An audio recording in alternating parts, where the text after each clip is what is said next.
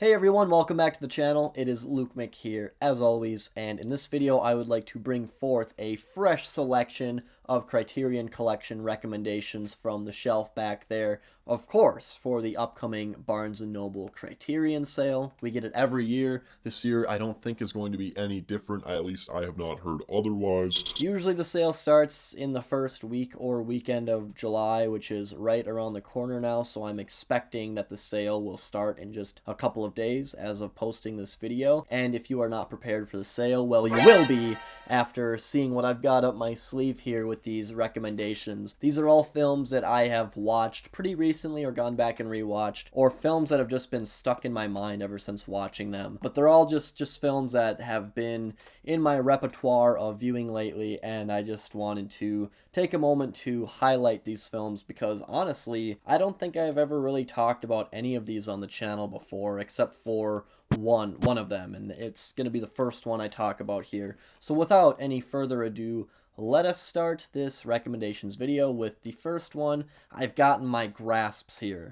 Irma Vep, directed by Olivier Assayas and starring Maggie Cheung. This is a really interesting film, and you might notice right off the top here that I'm not holding a Criterion. This is the Region B Aero Academy release of this film. It's been out for a couple of years now, but Criterion just put this out on Region A Blu-ray in April of 2021. So it's a brand new Criterion release. It has slightly different supplemental features and a different cover than this does, but other than that, I think it's the same transfer and everything. But I actually watched this film for the first time on the Criterion channel, and this is unopened yet. I actually haven't watched the Blu-ray yet, so I've only seen the film once. But it is a film that I just almost instantaneously fell in love with. First of all, the movie's really damn cool. Maybe you couldn't tell by the cover here, but it's a cool fucking movie. I will go ahead and compare it to 8.5 because it's a film about the making of a film, and really the most interesting thing on a surface level about this film, just the concept of the film, is that Maggie Cheung is the star of this film, but she actually plays herself. She isn't playing a character, she's playing Maggie Cheung, and she is hired on this French production of a remake of Les Vampires, which is a 9-hour series from the 1920s. I don't know if it would be considered like a film series or a mini series. It's like a very prolific and famous piece of French cinema history, and the central character, I think, of that series is Irma Vep. And this film takes place in the 1990s, and a remake of it is being made,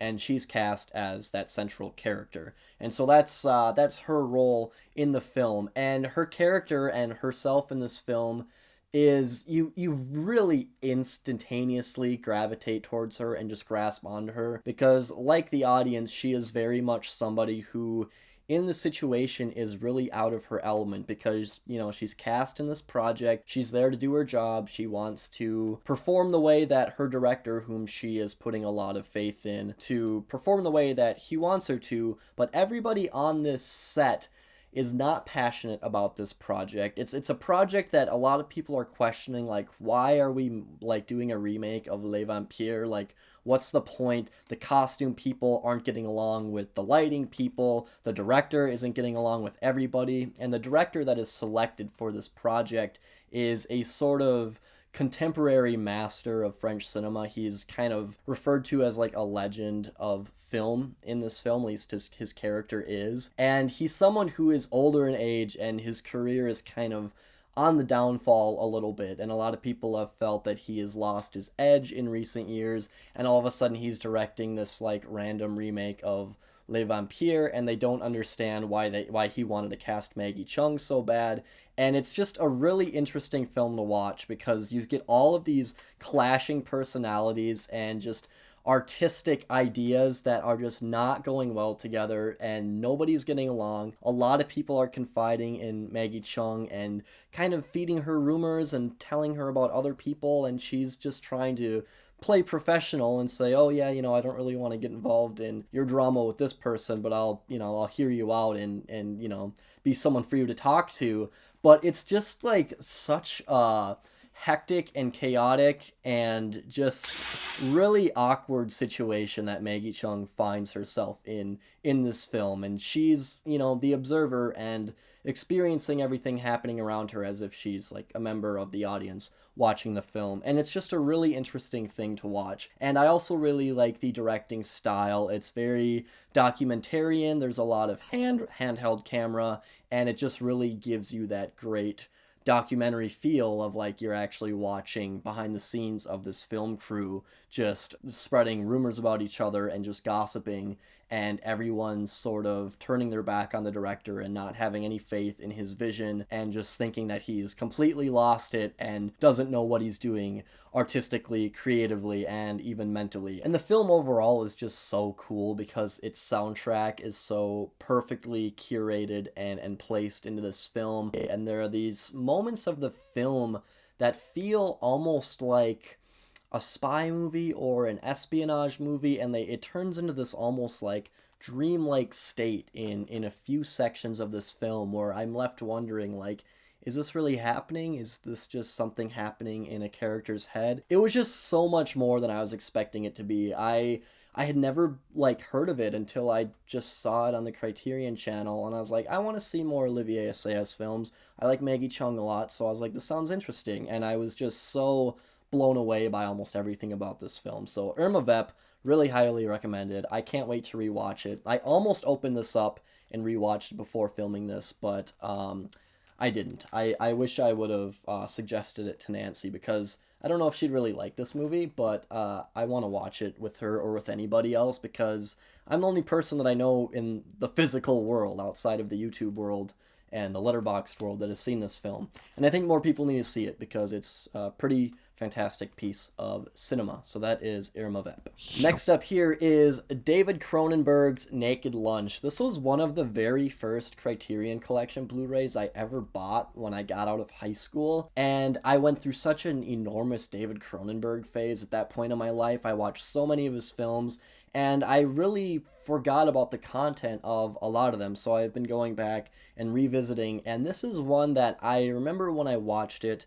I may have watched it over the course of 2 days, and I just recalled feeling like it was really slow, and I just wasn't, you know, comprehending what it was trying to say, and it just didn't really mesh with me very well. But I've really been interested in going back and watching it again because I like David Cronenberg's work a lot, and I love Peter Weller too, especially in weirdo movies like this. And I gotta say, my second time watching Naked Lunch was much better. I would almost go as far to say as I love this film after watching it a second time. It's basically about a man who is a drug addict and a bug exterminator and a writer as well in the 1950s, and he becomes addicted to his bug exterminating powder. And as he starts to begin to have like these hallucinations from this bug powder, he finds himself going on this weird trip to, what do they call it? It is called the hell is it called? Interzone. That's what it's called. Interzone. Once he starts going on this weird hallucinatory trip, he ends up in Interzone, where he is running away after he kills his wife, and this all happens in the beginning of the film, so not really much of a spoiler, but he flees to the Interzone to finish writing a book and unraveling this mystery and conspiracy with these like bugs that talk to him, but they're also his typewriter. It's all just an enormous hallucination. And after watching it the second time, because the whole film is such like a crazy drug trip, it does remind me of Fear and Loathing in Las Vegas. It's a very similar sort of stream of consciousness, all over the place, hallucinatory nightmare of a film. But it also reminds me of Total Recall in a way, not as far as like the action sci-fi elements go, but just the weird conspiracy behind what these bugs are telling him just felt so Total Recall to me. And this is actually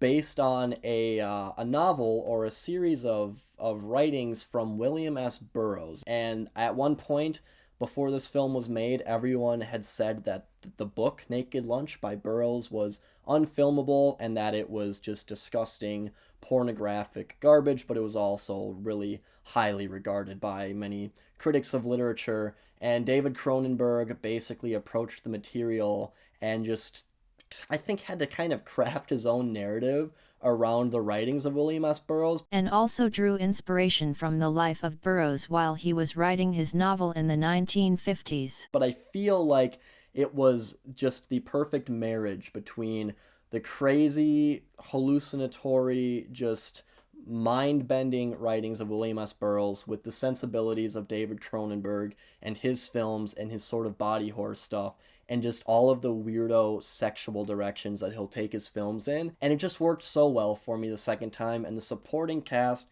is absolutely amazing and fantastic. Ian Holm in particular, Bilbo Baggins from the Lord of the Rings films, was one of my favorite parts of this film this time around, especially since this time I recognized him as Ian Holm. The first time I just thought he's a guy. I didn't realize who he was. And the music by Howard Shore is very reminiscent of a lot of Cronenberg's films. Howard Shore, who also did the score for Lord of the Rings, actually, he has done so many Cronenberg film scores, and whenever you hear a Cronenberg film, you just know it's him because of Howard Shore's music. And this film very much fits into that catalog of Cronenberg, and it also has these sort of jazz undertones that I really liked, and with the film being set in the 1950s, it plays really well as a sort of noir mystery film as well. So there's just so many different, and just, I don't even know what. So much is crammed into this movie. So many really memorable, really oddball scenes that are strung together really well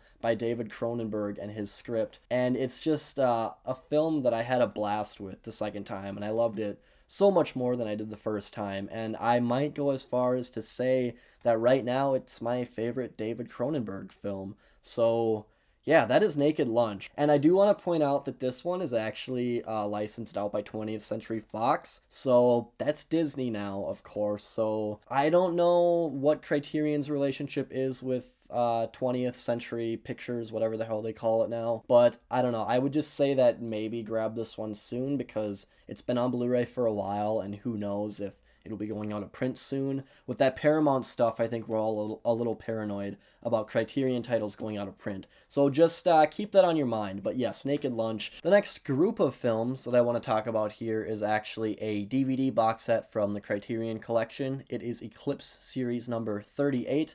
Masaki Kobayashi Against the System. I went back and watched the 3 out of the 4 films in the set that I hadn't yet watched in preparation for The Human Condition, Kobayashi's newest Blu-ray box set finally coming to Blu-ray, the 3-part Human Condition trilogy. I've wanted to watch those films for so long, and I've been holding out on Criterion, waiting for them to put out a Blu-ray, and they finally did it. It took them long enough, damn it. But these are films, 3 of which were directed, filmed, and released before The Human Condition, and one of them, the last one in the set, The Inheritance, came out after The Human Condition. And it's basically a DVD box set with 4 of his films that, sort of paint the picture for how his career was going to pan out and just sort of set the groundwork for what sort of work he did as a filmmaker. So like I said, there are 4 films in this set. They each get their own case here. They're all DVDs, and they don't really come with any supplemental features at all, except for writing on the inside here. A little essay comes with each film, and I read them all, and they're nice, quick reads.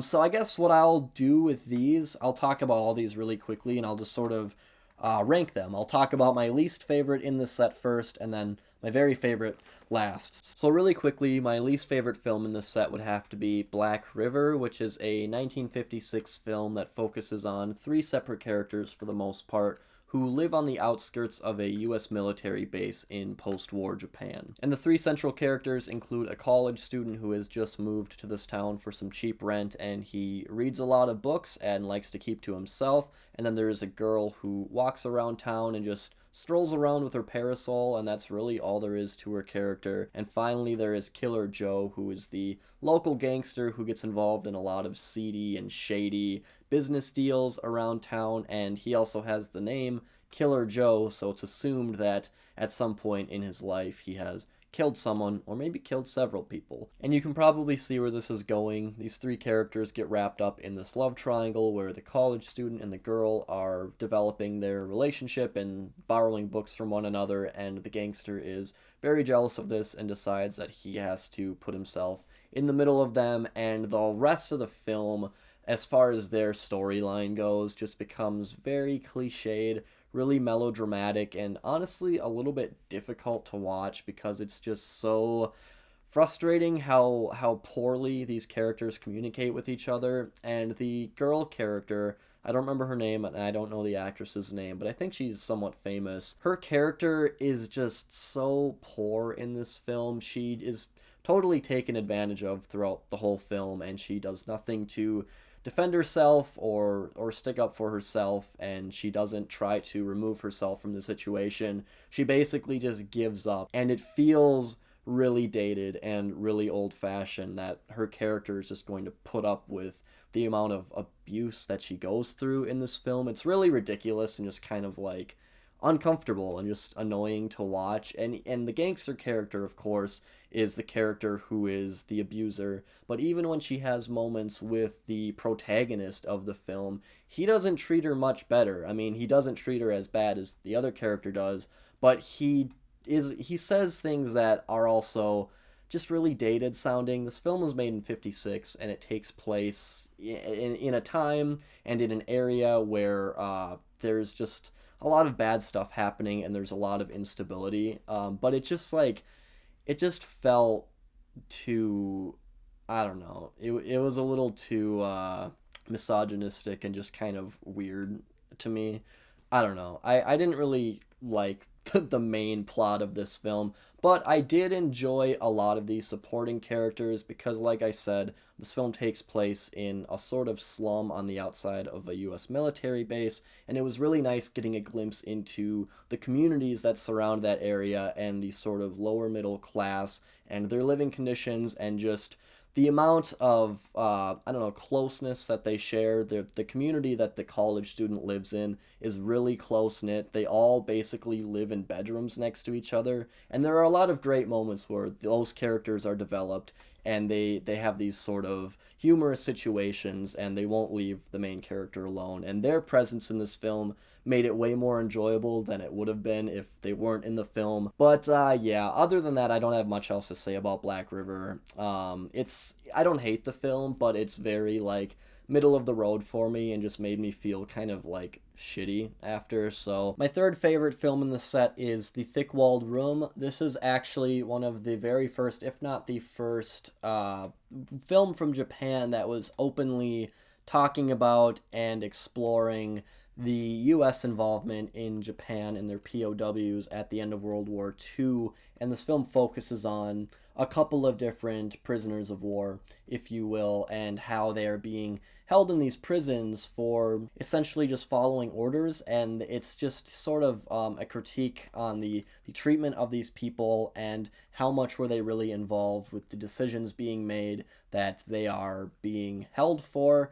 And it's a film that I wanted to feel, I wanted it to be more powerful than it was. I felt that it had a difficult time in its first half, sort of jumping back and forth between characters, because I felt, okay, so they're going to give the perspectives of different characters within this prison. But then in the last half, it sort of shifted focus onto more of just one or two people, and I felt like it just, the narrative of the film just felt a little bit, I don't know, a little bit wobbly to me, and it had some pacing issues in my opinion. But there were definitely moments in this film that really reminded me of things that you see later in Kobayashi's work, like in Kwaidan and Harakiri. There's this really amazing scene with a man alone in his cell. I won't get too much into that, but that was probably the best, most memorable scene in the film. But by the end of it, it felt like it was building up to this big event, and I felt like there was supposed to be some sort of emotional impact. But then by the end, it kind of had like a sort of, oh, just another day in the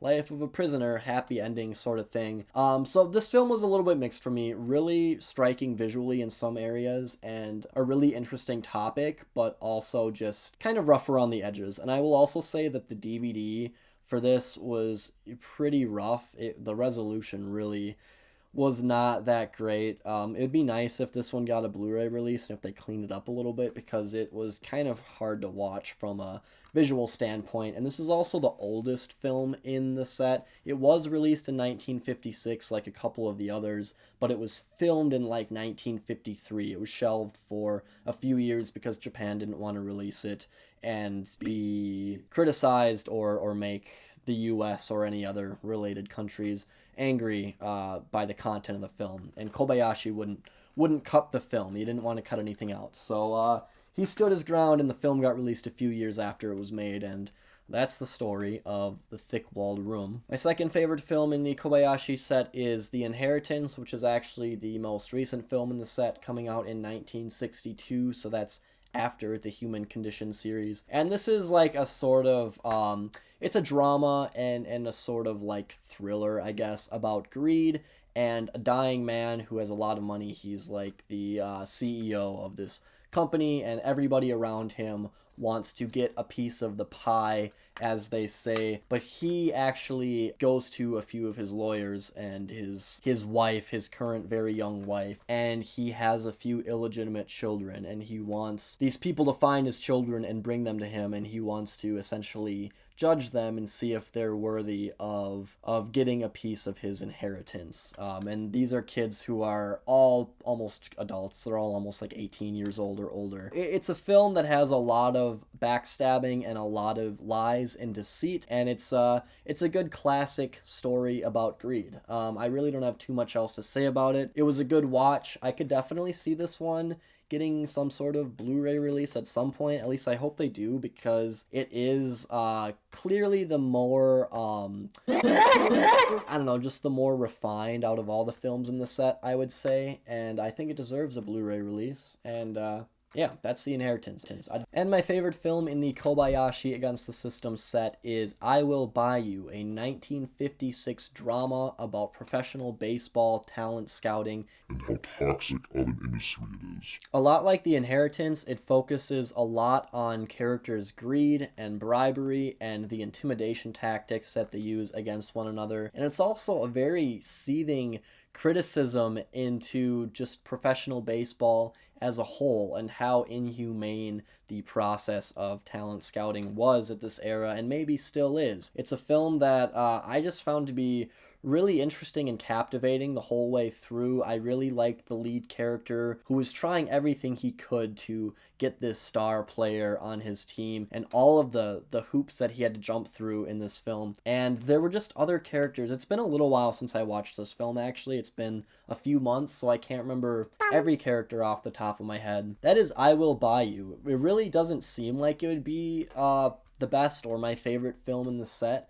but I really like this one. So that's the Kobayashi Against the System set. If you're like me and you are hankering for the Human Condition and want some more Kobayashi in your life, this is a great way to do it in this affordable DVD set. I hope that someday these films get a Blu-ray treatment. That'd be absolutely beautiful and fantastic, but for the time being we have these DVDs and they get the job done at least. So that's that. And of course I can't mention Kobayashi without bringing Harakiri into the mix. This is a very beloved film by fans of film around the world. It's the number 4 ranked film on Letterboxd right now, I think, which is just incredible. I went back and rewatched this film just a couple weeks ago with Nancy, and it was just wonderful watching it for a second time. Tetsuya Nakata is just incredible in this film. All of the performances are just top-notch. Harakiri is a classic story that is told so well through Kobayashi's directing and the way he transitions in and out of flashbacks. It's just flawless storytelling, magnificent performances across the board, gorgeous cinematography, nail-biting, intense moments, really witty,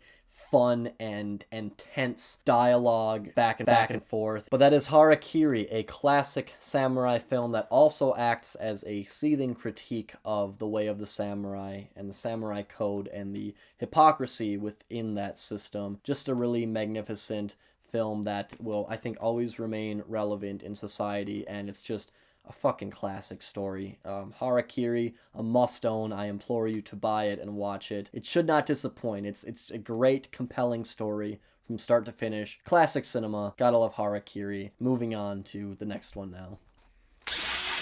Now, there are just two more films that I want to talk about before the end of this video. The second to last one being Seijun Suzuki's Tokyo Drifter. This is a 1966 gangster film produced by Nikatsu and starring Tetsuya Watari. And overall, from a plot standpoint, this film is pretty trivial and nothing incredibly special. It's pretty straightforward, but stylistically is where this film really shines. I think that Suzuki's direction and the set design really elevate the material that was this film before he made it. Originally, I guess it was basically a film that was being made to pair with the song Tokyo Drifter that is sung like 3 or 4 times in this movie. The song was made and they were like, well, we need to make a movie to sell and market the song, so they paired this script with that song, and they were basically made to sort of hype each other up, I guess. It was very much a, a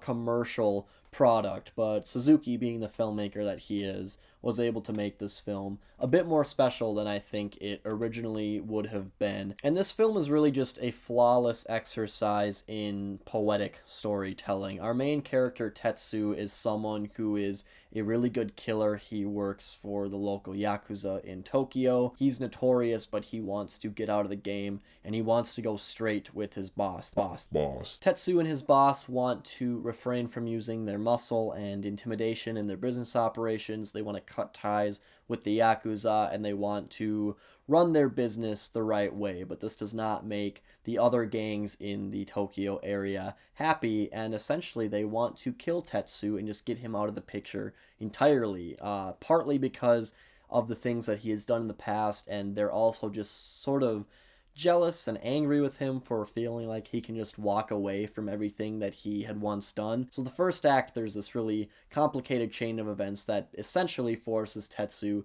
to leave Tokyo and drift off outside of the city and find his way elsewhere in the world, but he is always being trailed by gangsters who want to just remove him from the picture entirely, and that's really the setup and what this film is about. Now, really the greatest thing that this film does is its control of the lighting and the sets. I feel like the color changes in the background of these scenes perfectly reflect changes in mood between characters in the film. They reflect our main character Tetsu's emotions a lot. Whenever there's a violent scene or a murder, the lighting will turn red in the background after the gunshot. It's very cool and stylized in that way, almost very pop art in a way. And also, I should say that the sets in this film, a lot of the sets almost feel like you're watching a stage play, especially in the final moments of the film. It's all so wide and you see these almost just giant looking props, and it looks like you're watching a play, and the film is very dramatic and theatrical in the way that it expresses itself, and it's just a really unique and interesting way to tell this story. And overall, Tetsu as a character, and what was his name? I already said it and forgot it. Tetsuya Watari's performance and portrayal of this character, it's like he could care less about anything. Like, he's really loyal to his boss and he would do anything for him, but everything else around him he just seems so bored by it, and he's just so much more skilled and so much more competent at, I guess, killing people than anyone else in the film, that everything he does is very exaggerated in his movements and his lethargic, almost effortless movements. Not lethargic, but more effortless. Like I said, very dramatic film because it feels like you're watching a play. The changing in lighting and mood is something that's very clear, and just the almost over performance of the characters helps give it that feel as well. And the film also does star Shintaro Kazuma, so I have to give it points for that. I've seen a few films from Suzuki in the 60s. This is one of his more popular ones from his 60s output. I've seen some of his really early stuff in the late 50s, but I do have to say that I prefer his 80s art house output the most, like the stuff in the Taisho trilogy back there brought to us by Arrow Academy. I prefer those films to what I've seen from this era of his work with Nikatsu, but this is still a film that I think just is so elevated by Suzuki's craft, and it turns out to be a really fun gangster film, and it's really brief. It's 82 minutes, it's really quick, and this Blu-ray actually has a couple of interviews with Suzuki, one that was filmed pretty recently, pretty shortly before he passed away in, was it 2017 when he passed? It also has an interview from him in 1997 as well, so there aren't a ton of supplemental features on here, but there are a couple of cool items for people who are interested, like myself. And yeah, that is Tokyo Drifter. Not much more I can say about it. It's a pretty harmless, easy film to watch, but if you're looking for a fun 60s pop art, excessive Japanese stylized gangster film, then this is, you know, probably the perfect film if that's what you're looking for. That's a pretty niche thing I just described, but yes, that is Tokyo Drifter. Give it a shot if it sounds interesting to you. And the final film that I want to talk about in this video is a pretty popular film and a pretty commonly talked about film within the Criterion Collection, and it's also one that I've only seen once, and it's been a little over a year since I've watched it, so the contents of the film aren't exactly fresh in my mind, but I have been thinking about it a lot lately, and I so want to revisit it, and it's a longer film, so I haven't found the correct moment or time to do that, but it is Andrei Tarkovsky's Stalker. This film came out in 1979, and it's I think it's essentially the film that got the entire film crew really sick and gave almost all of them cancer, and by the 1990s so many people from the crew had passed away, including the director himself, Tarkovsky, and it's a fucking tragic, horrible story, but I do just have to say that the piece of cinema that they created in all of that heart wreck, all of that heartache, I should say, is something really spectacular on almost every level. It is an incredibly gorgeous film in the cinematography and the like sepia tone shooting in the beginning of the film, and when it introduces color for the first time, it's an absolutely eye-popping, breathtaking moment of the film. It takes almost an hour before you see full color, and this is a really weird structure. I'm not talking at all about what the film's like. I'm getting straight into just things I like about the film, but maybe that's the best way to talk about it right now since it's been so long. But it is a sort of post-apocalyptic, I'd call it more of a science fiction film. When I say sci-fi, I think of more like an action movie like Star Wars or something, but when I say science fiction, I usually think more like 2001: A Space Odyssey. It's more of an intellectual sci-fi film, if you will, and I just love how there's so much that's unknown and left to the imagination in this film, and it's something that the characters of the film, they have these opportunities to find the answers that humanity has been seeking forever. The main character in this film, I can't remember his name, he's called a stalker, so that's where the film gets its title. A stalker is guiding a small group of 2 or 3 other men into the zone where basically all of life's answers are there. It's the most tranquil, serene, beautiful, and sacred place ever, deep, far away from their war-torn, post-apocalyptic, normal life. Sorry, I'm getting really rambly here. It's been a little while since I've watched the film, but once they actually get to the zone, the setting of the zone is very tranquil, very peaceful, very beautiful, but at the same time, that mood that it creates and just the quietness of the film feels very unsettling. And it feels, like I said, sacred, and almost like you're not supposed to be there, almost like it's too otherworldly and too good to be true. And what these characters go through and the conversations they have with one another throughout the film are just so thought-provoking. And I don't want to spoil anything just because I'm trying to recommend this film, not like do an analysis of the film.